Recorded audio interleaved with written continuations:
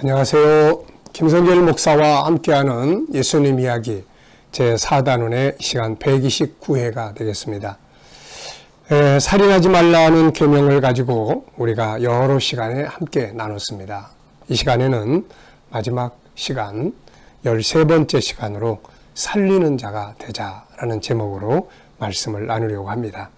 자, 마태복음 5장 21절로 26절 다시 한번 읽겠습니다. 옛사람에게 말한 바 살인하지 말라. 누구든지 살인하면 심판을 받게 되리라 했다는 것을 너희가 들었으나 나는 너희에게 이르노니 형제에게 노하는 자마다 심판을 받게 되고 형제를 대하여 나가라 하는 자는 공회에 잡혀 가게 되고 미련한 놈이라 하는 자는 지옥불에 들어가게 되리라. 그러므로 예물을 제단에 드리려다가 거기서 내 형제에게 원망 들을 만한 일이 있는 것이 생각나거든 예물을 제단 앞에 두고 먼저 가서 형제와 화목하고 그 위에 와서 예물을 드리라. 너를 고발하는 자와 함께 길에 있을 때에 급히 사화하라. 그 고발하는 자가 너를 재판관에게 내어주고 재판관이 옥리에게 내어주어 옥에 가둘까 염려하라. 진실로 내게 이르노니 네가 한 푼이라도 남김이 없이 다 갚기 전에는 결코 거기서 나오지 못하리라. 아멘.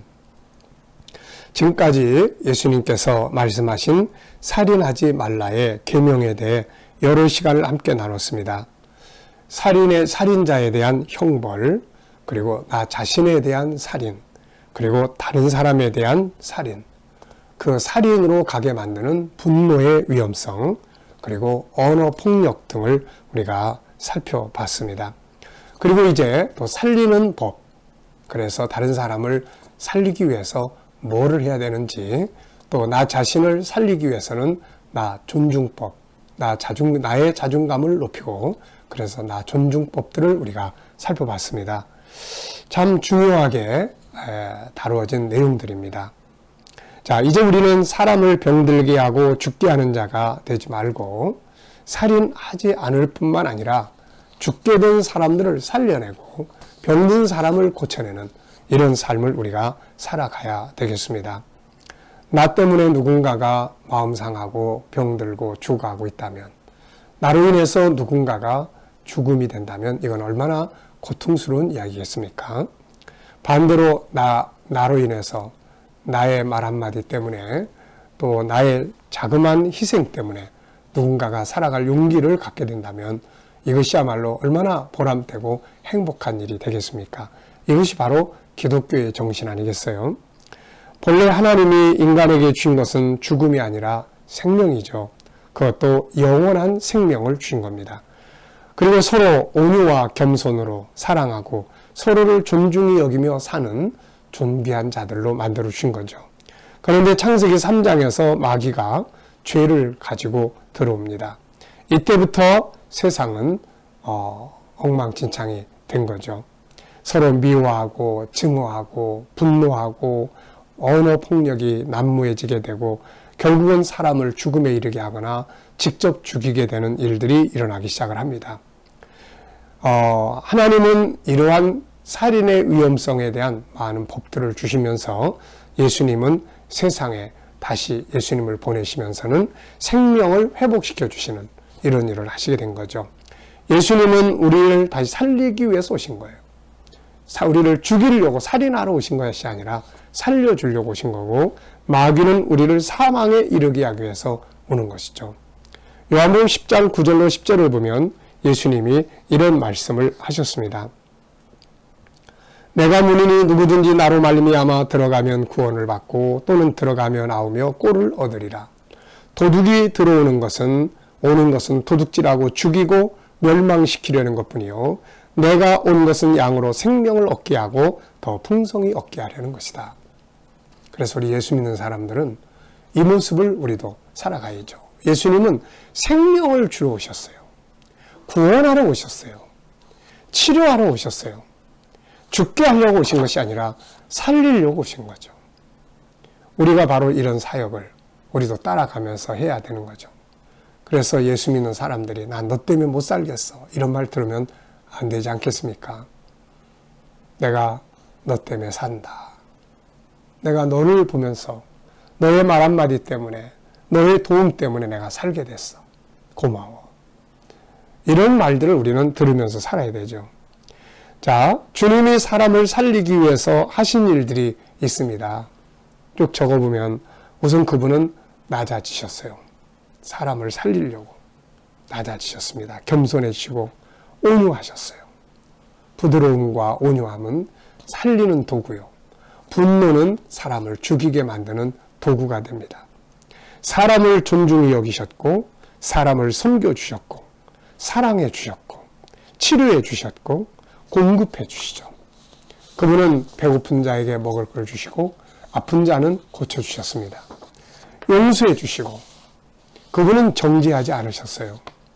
용서하시고 희생해 주시고 그리고 마침내는 십자가에 자기 자신을 제물로 바쳐 주신 거죠. 그래서 마귀가 죽음에 이르게 한 생명들을 다시 살려 주신 것입니다. 이 은혜로 살아난 우리가 누군가를 죽게 만드는 그런 삶을 산다면 주님은 참 무척 슬퍼하시지 않겠습니까? 우리도 이렇게 살리는 자가 돼야 되죠. 주님은 주님이 하시는 일을 우리에게 맡겼습니다. 마태복음 28장 19절 20절에 보면 그러므로 너희는 가서 모든 민족을 제자로 삼아 아버지와 아들과 성령의 이름으로 세례를 베풀고 내가 너희에게 분부한 모든 것을 가르쳐서 지키게 하라. 내가 너희에게 분부한 모든 것을. 요한복음 14장 12절에는 내가 진실로 진실로 너희에게 이르노니 나를 믿는 자는 내가 하는 그 일을 그도 할 것이요 또한 그보다 큰 일도 하리니 이는 내가 아버지께로 감이라. 내가 하던 일을 그도 할 것이요. 자, 그분이 하시던 일, 그분이 우리에게 맡기신 일이 무엇입니까? 그것은 바로 살리는 일이죠. 치료하는 일, 살리는 일. 네. 그래서 그분을 따라가는 우리들은 사람을 죽게 만드는 게 아니라 병들게 만드는 게 아니라 우리도 살리는 일, 치료하는 일을 하면서 살아야 되는 것이죠. 우리가 가는 곳마다 예수님께서 말씀하신 대로 살아나는 일들이 일어나야죠. 앞에서 살펴본 말씀을 한 번 더 보겠습니다. 요한복음 10장 9절로 10절이에요. 내가 문이니 누구든지 나로 말미암아 들어가면 구원을 받고 또는 들어가며 나오며 꼴을 얻으리라. 도둑이 오는 것은 도둑질하고 죽이고 멸망시키려는 것뿐이요 내가 온 것은 양으로 생명을 얻게 하기 위해서다. 그리고 풍성히 얻게 하기 위해서다. 네, 우리가 이 일을 하면서 살아야죠. 사람을 살리는 것이 무엇일까요? 앞에서도 우리가 쭉 살펴봤지만 예수님의 하신 일들을 중심으로 한 번 더 살펴본다면 우선 복음이 사람을 살립니다. 예수 그리스도에 대한 십자가의 복음, 천국 복음이 사람에게 희망을 주고 살려주는 거죠. 그래서 우리가 복음을 나누는 것입니다. 또 용서하는 것이 사람을 살리는 거예요. 주님은 죄인을 결코 정죄하지 않습니다. 음행하다가 붙들린 여인도, 또 강도짓을 하다 십자가에 같이 매달리던 그 사람도,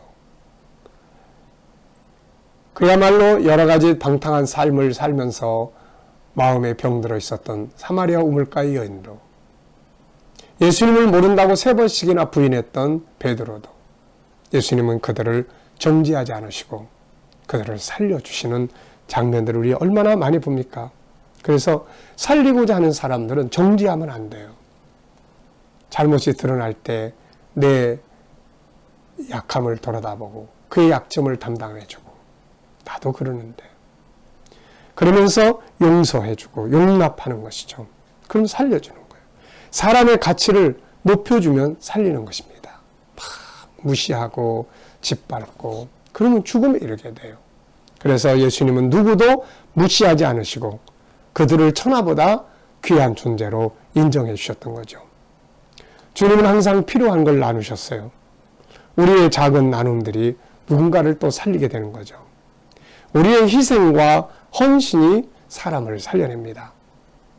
내가 좀 더 낮아져서 섬겨주면 그것이 또 사람을 살리게 돼요.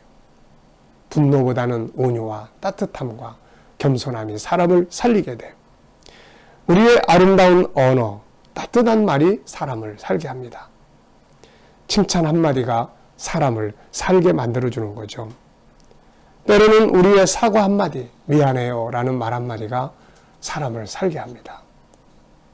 부부지간에든 부모 자식간에든 이웃간에든 살아가다 보면 미안해요라고 이야기할 부분들이 참 많은데 자존심 때문에 못하고 안 해봐서 못하고 쑥스러워서 못하고 그러면서 마음을 병들게 하고 죽게 만드는 이런 일이 얼마나 많습니까?